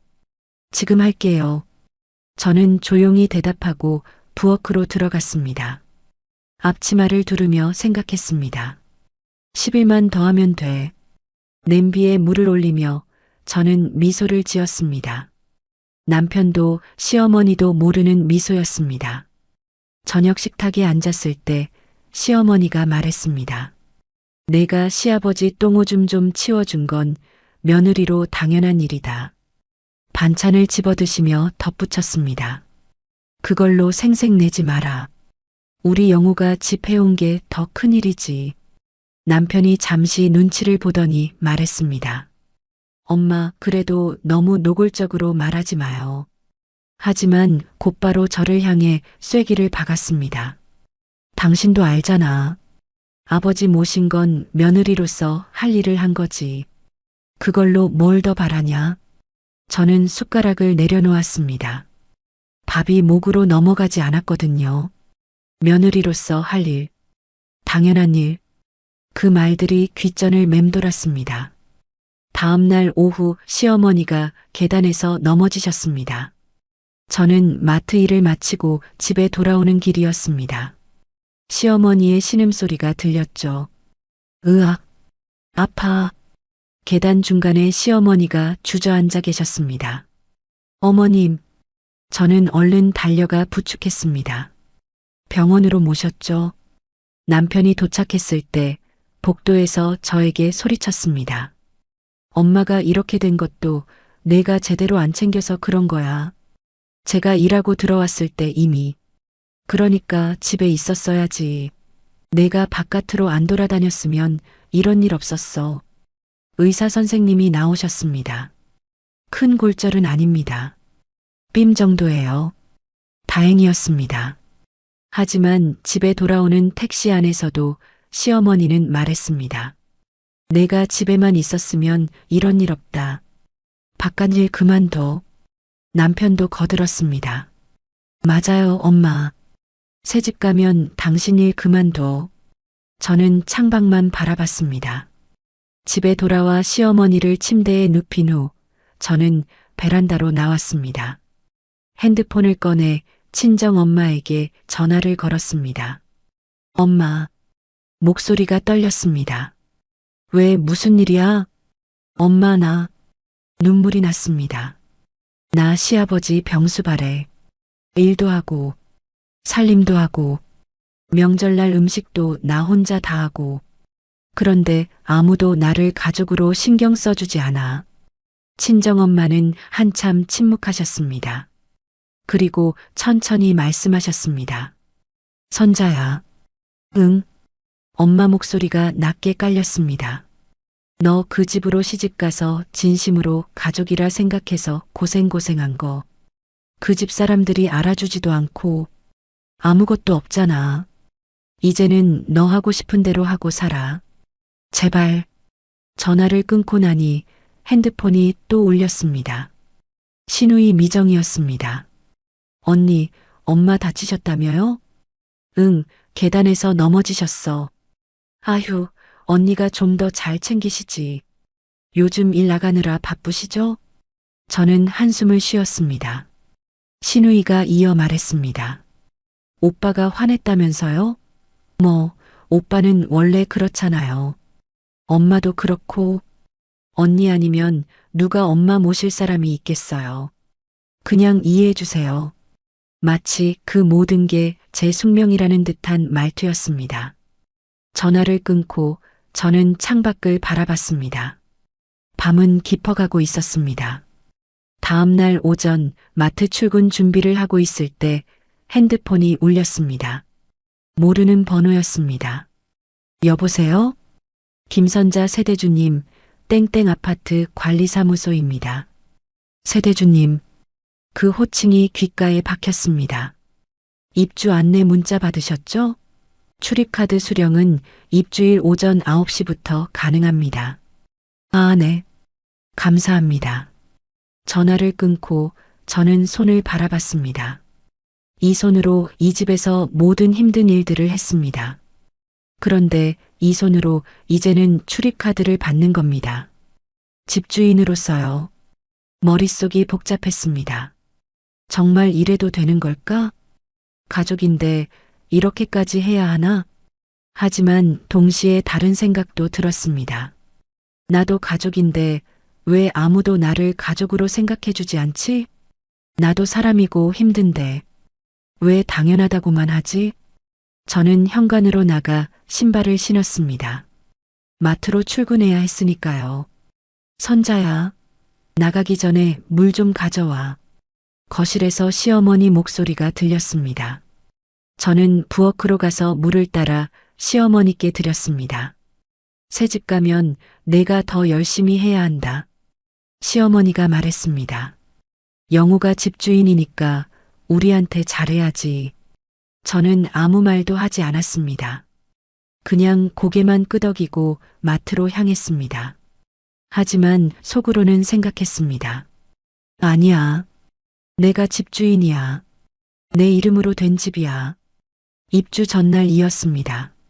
저녁 식탁에 남편이 종이를 펼쳐놓고 새집 구조를 그려가며 말했습니다. 여기가 큰 방이니까 엄마 방으로 하고 이쪽은 내 방. 시어머니가 고개를 끄덕이며 거들었습니다. 좋지, 좋아. 거실도 넓고. 남편이 계속 그려가며 말했습니다. 이 작은 방은 당신 쓰면 되고 짐 놓는 창고 겸해서. 저는 옆에서 그 모습을 지켜봤습니다. 제 방은 창고 겸용이었습니다. 제일 작고 제일 구석진 곳이었습니다. 남편이 말했습니다. 새집 주민등록은 일단 나랑 엄마만 옮기자. 저는 숟가락을 든 손을 멈췄습니다. 왜요? 저도 같이 살 건데. 요즘 세상에 며느리도 재산 나눠달라 그런다잖아. 남편이 덧붙였습니다. 당신까지 들어가면 나중에 상속, 세금 문제도 복잡해져. 시어머니가 거들었습니다. 그래, 며느리는 주소가 어디에 있든 상관없다. 반찬을 집어드시며 덧붙였습니다. 어차피 밥하고 빨래만 해주면 되지. 명절 때 제사상만 잘 차리면 되는 거지. 무슨 이름을 같이 올리냐? 이번에는 용기 내어 한마디 했습니다. 같이 살면서 왜 제 주민등록은 빼요? 저는 이 집 식구 아니에요? 남편이 짜증 섞인 표정으로 말했습니다. 당신이 뭘 그렇게 따져? 혼인신고 돼 있으면 부부지. 주소 하나쯤이야. 시어머니도 거들었습니다. 그러니까 주소에 이름 안 올라가도 같이 사는 건데 뭐가 문제야? 저는 더 이상 말하지 않았습니다. 말해봤자 소용없다는 걸 알았으니까요. 그날 밤 잠이 오지 않았습니다. 천장만 바라보며 생각했습니다. 내일이면 입주일이야. 내일 아침 가장 먼저 관리사무소에 가야 해. 내일 아침 남편과 시어머니가 이삿짐을 싣고 새 아파트로 올 겁니다. 하지만 저는 그들보다 먼저 그곳에 도착할 겁니다. 출입카드를 받아서요. 집주인으로서요. 이제 새로운 삶을 시작할 겁니다. 입주날 아침이었습니다. 저는 새벽 첫 지하철을 탔습니다. 가방 하나만 들고요. 남편과 시어머니는 아직 잠들어 있었습니다. 이삿짐 트럭은 오전 9시에 도착하기로 되어 있었으니까요. 하지만 저는 9시에 관리사무소 문이 열리자마자 들어갔습니다. 백사동 1402호 김선자입니다. 출입카드 받으러 왔습니다. 네, 김선자 세대주님. 여기 있습니다. 직원이 출입카드를 건네며 웃었습니다. 입주 축하드립니다. 그 카드를 받아드는 순간 제 손이 떨렸습니다. 드디어 내 이름으로 된 집의 출입카드. 엘리베이터를 타고 14층으로 올라갔습니다. 복도를 걸어 1402호 앞에 섰습니다. 출입카드를 찍었습니다. 삐빅. 문이 열렸습니다. 현관문을 열고 들어서는 순간 새집 냄새가 코끝을 스쳤습니다. 텅 빈 거실을 천천히 걸어 다녔습니다. 큰 방, 작은 방, 부엌, 화장실, 모든 공간을 둘러봤습니다. 이 모든 게 내 거야. 창문을 열었습니다. 14층 높이에서 보이는 풍경, 바람이 들어왔습니다. 처음으로 제 집에서 숨을 쉬는 기분이었습니다. 시계를 봤습니다. 9시 30분. 집을 나와 주민센터로 향했습니다. 전입신고하러 왔습니다. 직원이 서류를 건네주었습니다. 전입신고서, 세대주 칸에 또박또박 적었습니다. 세대주 김선자, 세대원 나는 비워뒀습니다. 직원이 서류를 확인하며 컴퓨터를 두드렸습니다. 이전 주소지에는 배우자분이랑 같이 사셨네요. 남편분은 같이 안 옮기세요? 나중에요. 직원은 이상한 표정을 지었지만 곧 서류를 처리했습니다. 도장 찍어주세요. 탁! 도장 찍는 소리가 유난히 크게 들렸습니다. 처리 완료됐습니다. 이제 법적으로도 내가 이 집 세대주야. 주민센터를 나와 다시 아파트로 돌아왔습니다. 핸드폰이 울렸습니다. 남편이었습니다. 받지 않았습니다. 또 울렸습니다. 시어머니였습니다. 역시 받지 않았습니다. 집으로 돌아와 거실 소파가 놓일 자리에 앉았습니다. 시계를 봤습니다. 10시 30분. 이삿짐 센터는 오전 9시에 남편과 시어머니 집에 도착해서 짐을 싸기 시작했을 겁니다. 짐 싸는데 2~3시간은 걸릴 테니 여기 도착하는 건 오후 1시쯤 되겠죠. 초인종이 울렸습니다. 띵동. 인터폰 화면을 봤습니다. 가구 배송 기사였습니다. 김선자 고객님, 침대 배송 왔습니다. 제가 며칠 전에 주문한 침대가 들어왔습니다. 제일 큰 방에 놓아달라고 했습니다. 얼마 후 또 초인종이 울렸습니다. 이번엔 냉장고였습니다. 그 다음엔 소파, 그리고 간단한 식탁과 의자. 모두 제가 그동안 조금씩 인터넷으로 주문한 것들이었습니다. 저의 집이 조금씩 채워졌습니다. 제 공간으로요. 마지막 배송이 끝나고 저는 집안에 놓인 가구와 가전제품들을 바라봤습니다. 전부 제 돈으로 산 것들이었습니다. 오후 1시 10분쯤 복도에서 소리가 들렸습니다. 여기야, 1400이요. 남편 목소리였습니다. 출입카드를 세대주한테만 줬다는데 선자 어디 간 거야? 전화도 안 받고. 시어머니 목소리도 들렸습니다. 초인종이 울렸습니다. 띵동 띵동 띵동. 저는 움직이지 않았습니다. 그냥 앉아서 문만 바라봤습니다. 선자야, 문 열어. 남편이 문을 두드렸습니다. 쿵쿵쿵. 이상하네, 안에 있는 거 아니야? 시어머니가 소리쳤습니다. 이삿짐 기사님들 기다리고 계시는데. 복도에서 이삿짐 기사들의 말소리가 들렸습니다. 세대주분 확인이 필요한데요. 제가 집주인입니다. 남편이 대답했습니다. 출입카드 있으세요? 아내가 먼저 받은 것 같은데 연락이 안 돼요. 그럼 관리사무소에 다시 확인해 보시는 게. 발소리가 멀어졌습니다. 관리사무소로 내려가는 것 같았습니다. 저는 일어나 현관 쪽으로 걸어갔습니다. 문고리를 잡고 서 있었습니다. 몇 분 후 다시 발소리가 들렸습니다. 이번엔 관리사무소 직원도 함께 온 것 같았습니다. 백사동 1402호 출입카드는 김선자 세대주님께 이미 전달드렸습니다. 그게 무슨 소리예요? 제가 집주인인데. 소유자 확인 서류상 소유자는 김선자님 한 분입니다. 순간 침묵이 흘렀습니다. 뭐라고요? 남편 목소리가 떨렸습니다. 시어머니가 소리쳤습니다. 말도 안 돼.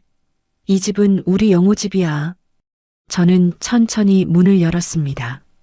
현관문이 열리자 모두가 저를 보았습니다. 남편, 시어머니, 관리사무소 직원, 이삿짐 기사들. 선자야. 시어머니가 소리쳤습니다. 너 뭐 하는 거야? 저는 조용히 말했습니다.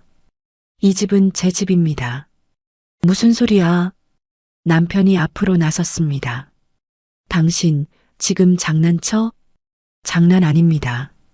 관리사무소 직원이 서류를 보여주었습니다. 전입신고 세대주가 김선자님으로 되어 있고 소유자 확인 서류상 소유자도 김선자님입니다. 시어머니가 제 팔을 붙잡으려 했습니다. 선자야, 이게 무슨 짓이야? 저는 한 발 뒤로 물러섰습니다. 어제 말씀하셨잖아요. 며느리는 주소가 어디 있든 상관없다고. 시어머니 얼굴이 새하얘졌습니다. 그리고 밥하고 빨래만 하면 된다고 무슨 이름을 같이 올리냐고 하셨죠. 남편이 버럭 소리쳤습니다. 당신 미쳤어? 미친 게 아닙니다. 저는 또박또박 말했습니다. 정리하는 겁니다. 이삿짐 기사 한 분이 말했습니다. 저희는 어떻게 하면 되나요? 짐은 어디에? 저는 고개를 저었습니다. 이 집에는 제 집만 들어옵니다. 뭐? 남편이 믿을 수 없다는 표정으로 저를 봤습니다. 당신 짐도 여기 있잖아. 제 짐은 가방 하나뿐입니다. 이미 안에 있어요. 시어머니가 주저앉았습니다. 이게 무슨 일이야? 관리사무소 직원이 조심스럽게 말했습니다. 세대주님 허락 없이는 짐을 반입할 수 없습니다. 저는 남편과 시어머니를 번갈아 봤습니다.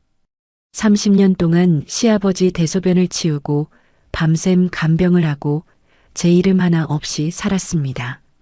목소리가 떨렸지만 계속 말했습니다. 이제는 제 이름으로 된 곳에서 살고 싶습니다. 선자야. 시어머니가 떨리는 목소리로 말했습니다. 그래도 가족인데. 가족이라면서 왜 제 주민등록은 빼려고 하셨어요? 대답이 없었습니다. 저는 천천히 문을 닫았습니다.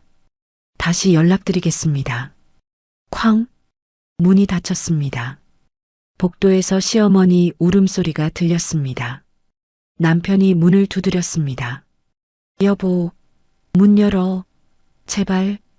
저는 문을 등지고 주저앉았습니다. 손이 떨렸습니다. 눈물이 났습니다. 하지만 문은 열지 않았습니다. 문을 닫고 나서 저는 그 자리에 주저앉았습니다. 등을 문에 기댄 채 숨소리만 들렸습니다. 복도에서는 시어머니의 흐느끼는 소리가 들려왔습니다. 이게 무슨 일이야? 이삿짐 기사님들의 발소리가 점점 멀어졌습니다. 저희는 일단 내려가겠습니다. 다시 연락 주세요. 엘리베이터 문 닫히는 소리, 그리고 침묵. 저는 무릎을 끌어안고 앉아 있었습니다. 손이 떨렸습니다. 내가 진짜로 해버렸구나. 되돌릴 수 없는 선을 넘었구나. 눈물이 났습니다. 하지만 동시에 이상하게 후회는 되지 않았습니다. 핸드폰이 울리기 시작했습니다. 남편이었습니다. 받지 않았습니다. 또 울렸습니다. 또 남편이었습니다. 5번, 6번, 7번 계속 울렸습니다. 저는 핸드폰을 바닥에 내려놓았습니다. 그리고 다른 번호를 눌렀습니다. 부동산 최 소장이었습니다. 여보세요, 김 선자님. 소장님. 목소리가 떨렸습니다. 오늘 이 집이 제 단독 명의라는 사실을 시댁 식구들이 처음 알게 됐어요. 아, 시댁 식구들에게 어떻게 제 소유 아파트인지 설명과 확인을 좀 도와주실 수 있으세요? 네, 알겠습니다. 제가 준비해서 연락드릴게요. 전화를 끊고 저는 창문 쪽으로 걸어갔습니다. 14층 높이 멀리 도시가 보였습니다. 저는 소파에 앉았습니다. 1시간쯤 지났을까요? 복도에서 다시 소리가 들렸습니다. 문 열어야 합니다. 제 집인데 왜 못 들어가게 해요? 남편 목소리였습니다. 죄송하지만 세대주님께서 문을 열어주셔야. 관리사무소 직원 목소리도 들렸습니다. 세대주가 누군데요? 제가 집주인이라고요. 등기부상 세대주는 김선자님으로. 그럼 경찰 부르겠습니다. 강제로 문 열어야죠. 저는 일어나 현관 쪽으로 갔습니다. 문 너머로 목소리가 더 선명하게 들렸습니다. 아까도 말씀드렸지만 세대주가 문을 열어주지 않는 이상 강제로 출입할 수 없습니다. 말도 안 돼요. 시어머니 목소리도 들렸습니다. 우리 영호 집인데 왜 못 들어가? 며느리가 미쳤어. 미쳤다고. 시간이 또 흘렀습니다. 복도에서 목소리들이 섞였습니다. 경찰이 온 것 같았습니다. 신고 들어와서 왔습니다. 예, 제가 신고했습니다. 남편이 설명하기 시작했습니다. 제 아내가 문을 안 열어줘요. 이게 제 집인데 못 들어가고 있습니다. 신분증 확인 좀 할게요. 잠시 침묵이 흘렀습니다. 이 집 등기부등본이나 전입신고 서류 있으세요? 그게 관리사무소 서류상으로는 세대주가 아내분이시네요. 아니, 그게 아니라 경찰관이 차분하게 말했습니다. 등기부상 집주인과 세대주가 아내분이시면 아내분이 문을 안 연다고 해서 강제로 열 수는 없습니다. 말이 안 되잖아요. 가정 문제로 보이는데 경찰이 개입할 사안이 아닙니다. 그럼 저는 어떻게 해요? 부부간 협의를 하시거나 법률 상담을 받아보세요. 발소리가 멀어졌습니다. 경찰이 돌아가는 것 같았습니다. 복도에는 다시 남편과 시어머니만 남았습니다. 영호야. 시어머니가 울먹이는 소리가 들렸습니다. 어떡하냐? 일단 내려가요, 엄마. 발소리가 천천히 멀어졌습니다. 저는 문에서 떨어져 거실로 돌아왔습니다. 한참 후 핸드폰이 울렸습니다. 최 소장이었습니다. 오후 4시에 사무실로 오실 수 있으세요? 남편분과 시어머니도 오시겠다고 하셨습니다. 네, 알겠습니다. 오후 4시 부동산 사무실 문을 열고 들어갔습니다. 남편과 시어머니가 이미 와 있었습니다. 시어머니 눈은 퉁퉁 부어 있었습니다. 남편은 저를 노려봤습니다. 앉으시죠. 최 소장이 자리를 권했습니다. 테이블을 사이에 두고 마주 앉았습니다. 최 소장이 서류 봉투를 꺼냈습니다. 먼저 등기부등본을 보여드리겠습니다. 종이를 펼쳐 테이블 위에 놓았습니다. 백사동 1402호 소유자는 김선자님 한 분입니다. 손가락으로 제 이름을 가리켰습니다. 남편이 서류를 가로챘습니다. 눈으로 훑어보더니 얼굴이 점점 하얘졌습니다. 이 집 계약, 대출, 잔금 모두 김선자님 명의로 진행됐습니다. 최 소장이 납입 내역서를 추가로 보여주었습니다. 중도금 납부도 대출 이자도 전부 선자님 통장에서 빠져나갔고요. 시어머니가 서류를 빼앗아 봤습니다. 이게 무슨... 최 소장이 조심스럽게 덧붙였습니다. 3년 전 분양 계약 당시 남편분 신용으로는 대출 승인이 안 나왔습니다. 남편 얼굴이 빨개졌습니다. 저는 천천히 입을 열었습니다. 당신 신용 문제로 제 명의로 계약했어요. 중도금도 제가 냈고 잔금도 제가 냈어요. 목소리가 떨렸지만 계속 말했습니다. 시아버지 병원비 내면서요. 시어머니가 소리쳤습니다. 그건 며느리로 당연히 해야 할 일이다. 당연한 일이라고요? 저는 시어머니를 똑바로 봤습니다. 그럼 새벽에 대소변 치우던 건요? 욕창 닦아드리고 기저귀 빨던 건요? 시누이는 바쁘다고 안 왔죠. 당신은 병원에 올 생각도 없었죠.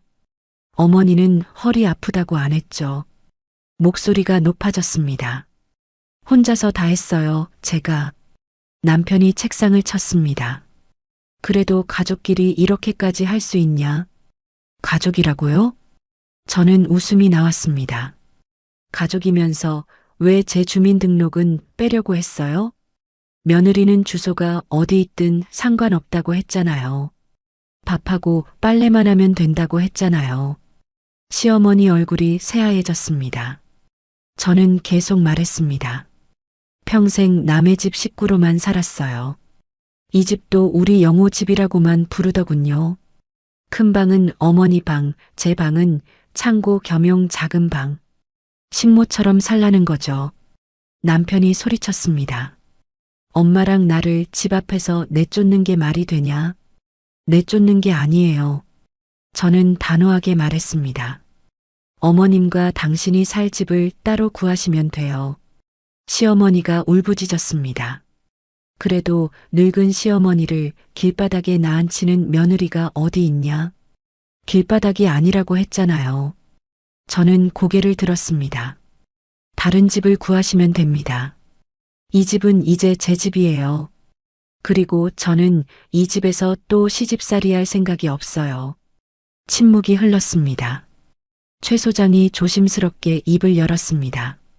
현실적으로는 지금 이삿짐을 이 집에 들이기는 어렵습니다. 남편이 고개를 돌렸습니다. 그럼 우리 보고 어떻게 하라는 겁니까? 일단 다른 임시 보관 창고나 집을 먼저 찾으시는 게 좋겠습니다. 최 소장이 핸드폰을 꺼냈습니다. 제가 이삿짐 센터에 연락해서 트럭을 다른 곳으로 돌리겠습니다. 전화를 걸어 통화했습니다. 시어머니가 주저앉았습니다. 이게 무슨 일이야? 남편은 저를 계속 노려봤습니다. 하지만 저는 눈을 돌리지 않았습니다.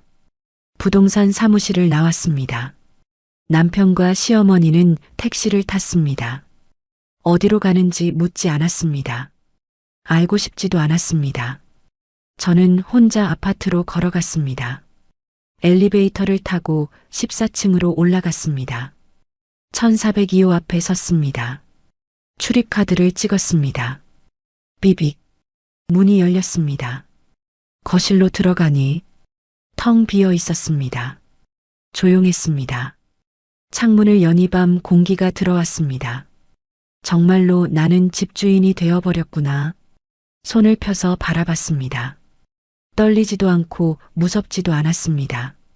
오히려 마음이 가벼웠습니다. 이제 이 다음은 내가 어떻게 살지를 정하는 거야. 내가 선택하는 거야. 부엌으로 갔습니다. 간단하게 라면을 끓였습니다. 처음으로 제 집에서 먹는 혼밥이었습니다. 조촐하지만 맛있었습니다. 설거지를 하고 거실로 돌아와 소파에 앉았습니다. 핸드폰 화면에는 부재중 전화가 쌓여 있었어요. 저는 조용히 중얼거렸어요. 긴 하루였어. 하지만 해냈어. 내일은 어떤 일이 벌어질까요? 남편과 시어머니는 어디로 갈까요? 하지만 그건 더 이상 제 문제가 아니었습니다. 이 집은 제 집이니까요. 저는 제 집에서 제가 원하는 대로 살 거니까요. 그날 밤, 저는 큰 방 침대에 누웠습니다. 천장을 바라보며 긴 하루를 되돌아봤습니다. 되돌릴 수 없는 선을 넘었습니다. 하지만 후회하지 않았습니다. 나를 지키는 삶. 오늘이 그 시작이었습니다. 며칠이 지났습니다. 남편에게서 전화가 왔습니다. 전셋집 계약했어. 그래도 조금만 같이 살자. 안 돼요. 선자야. 당신 방 하나 만들어줄게. 엄마도 이제 조용히 지내겠다고 했어. 저는 창밖을 바라보며 대답했습니다. 그 집에서 다시 며느리로 살지 않겠어요. 난 이 집의 주인으로 살 거예요.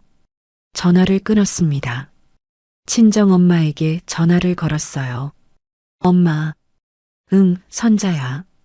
남편이랑 시어머니 전셋집 구했대. 그래. 보증금이 부족하다는데 내가 좀 빌려줄까 해. 엄마는 한참을 생각하더니 빌려주되 조건을 분명히 해라. 응. 이번에는 확실하게 할게. 그리고 선자야. 이제 내 인생이다. 앞으로 행복하게 잘 살아. 응. 고마워 엄마. 일주일쯤 지났을까요? 초인종이 울렸습니다. 인터폰 화면을 봤습니다. 남편이었습니다. 문을 반쯤 열었습니다. 체인을 건 채로요. 뭐야? 남편은 복도에 서서 저를 봤습니다. 그래도 이 집, 우리가 같이 꿈꾸던 집 아니었냐? 저는 조용히 대답했습니다. 당신에겐 그랬겠지만 나에겐 늘 남의 집이었어요. 남편 얼굴이 굳었습니다. 이제야 내 집이 됐어요. 선자야. 더 이상 할 얘기 없으면 가요. 문을 닫았습니다. 쾅! 남편의 발소리가 멀어졌습니다. 저는 문을 등지고 한참 서 있었습니다. 심장이 뛰었습니다. 하지만 후회는 없었습니다. 남편과 시어머니가 완전히 다른 동네로 이사 간 뒤 저는 비로소 이 집을 진짜로 정리하기 시작했습니다. 거실부터 한 발 한 발 발자국을 남기며 걸었습니다. 부엌, 작은 방, 큰 방, 모든 방을 청소했습니다. 구석구석, 이제 이 모든 공간이 제 것이었습니다. 작은 방에는 책상을 들였고 책장도 놓았죠. 예전이었으면 창고 겸용이 될 뻔한 그 방이 이제는 제 서재가 되었습니다. 부엌으로 갔습니다. 이제 남은 건 제가 고른 그릇들 뿐이었습니다. 하나하나 선반에 올려놓았습니다. 냄비도, 프라이팬도 전부 제가 선택한 것들이었습니다. 서랍을 열었습니다. 깨진 밥그릇 조각은 이미 버렸습니다. 새로 산 밥그릇을 꺼냈습니다. 단단한 사기그릇, 손에 쥐니 묵직했습니다. 밥을 짓고 된장찌개도 끓였죠. 식탁에 앉아 밥그릇에 밥을 펐습니다. 숟가락을 들다가 멈췄습니다.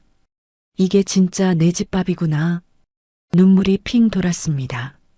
하지만 웃고 있었습니다. 밥을 한 숟가락 떠서 입에 넣었습니다. 따뜻했습니다. 시간이 흘렀습니다. 저는 마트 일을 계속했습니다.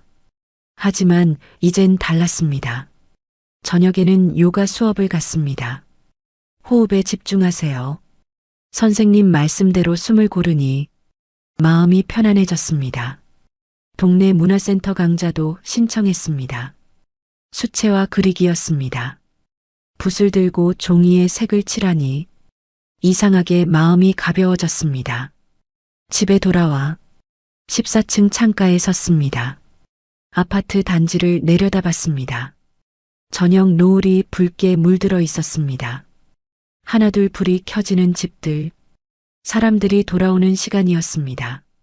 저도 돌아왔습니다. 제 집으로요. 이제는 누구 눈치 안 보고 숨 쉴 수 있다. 마음속으로 중얼거렸습니다. 어느 날 핸드폰에 메시지가 왔습니다. 남편이었습니다. 엄마가 여전히 내 얘기를 하며 울기도 한다. 그래도 내가 우리한테 너무한 건 아니냐? 저는 한참 화면을 바라보다 답장을 썼습니다. 나는 더 이상 공짜 며느리가 아니에요. 각자 자기 집에서 자기 몫을 책임지고 살아요. 전송. 메시지는 읽음 표시만 떴습니다. 답장은 오지 않았습니다. 며칠 후 늦은 밤 핸드폰이 울렸습니다. 시어머니였어요. 받을까 말까 고민하다 받았습니다. 여보세요. 선자야. 목소리가 많이 늙어 있었습니다. 그래도 아플 때 너밖에 없었다. 내가 그땐 말을 너무 심하게 했다. 늦은 후회였습니다. 저는 조용히 대답했어요. 저도 어머님 덕에 많이 배웠어요. 그래서 이제 제 이름으로 된 집에서 살기로 했어요. 시어머니는 한참 아무 말이 없었습니다. 그래, 잘 살아라. 전화가 끊어졌습니다. 가슴이 먹먹했습니다. 하지만 눈물은 나지 않았어요. 저는 소파에 앉아 생각했어요. 나는 남의 집에서 쫓겨난 며느리가 아니야. 자기 집에 남기로 선택한 집주인이야. 그게 제 자리였습니다. 앞으로 어떤 관계 속에서도 최소한 제 이름과 밥그릇만큼은 절대 내주지 않을 겁니다. 침대에 누웠습니다. 제 침대, 제 방, 제 집, 천장을 바라봤습니다. 오늘도 하루가 지나갑니다. 내일은 또 어떤 하루일까요? 마트에서 일하고, 저녁엔 요가 수업 가고, 집에 돌아와 제 밥을 먹고, 제 소파에 앉아 제 시간을 보낼 겁니다. 전부 제가 선택한 삶이었습니다. 눈을 감았습니다. 평온했습니다. 이게 내 집이구나. 이게 내 인생이구나. 잠이 들었습니다. 편안하게, 32년 만에 처음으로, 진짜로 편안하게, 내일도, 모레도, 저는 이 집에서 제 이름으로 제 삶을 살아갈 겁니다. 늦게야 깨달았습니다. 시아버지 병간호하고 집안 대소사 챙기고 밥상 차리고 서류는 제가 들고 뛰었는데 저는 그 집이 제 집인 줄 알았는데 그들에게 저는 가족도 아니었습니다. 매번 그것이 당연한 줄 알고 참다 보니 어느새 제 인생은 어디에도 이름이 남지 않았더라고요. 이제는 남의 밥그릇 지키느라 손이 짓무르기 전에 제 밥그릇부터 챙기며 살려고 합니다. 비록 늦은 나이에 시작하는 첫걸음이지만 늦게라도 알게 된 게 그나마 제 편인 운명이라고 믿으면서요. 안녕하세요. 사연단짝입니다. 오늘 사연 속 주인공처럼 우리는 나이 들어서야 내 자리, 내 이름 붙은 밥그릇을 뒤늦게 깨닫곤 합니다. 젊을 땐 가족을 위해, 중년엔 부모와 자식을 위해 뛰다 보니 정작 내 이름이 적힌 자리는 비어있는 경우가 참 많지요. 평생 남의 집 식구로만 살다가 마지막에야 내 몫을 찾는 선택. 여러분이라면 선자님 자리에서 어떤 결정을 하셨을까요? 혹시 비슷한 서러움이나 이제야 조금씩 내 밥그릇을 챙기고 계신 분들이 있다면 댓글로 여러분 이야기도 들려주세요. 그 한 줄 누군가에겐 큰 힘이 될지 모릅니다. 이야기가 마음에 남으셨다면 구독과 좋아요 부탁드려요. 소중한 시간 함께 해주셔서 고맙습니다.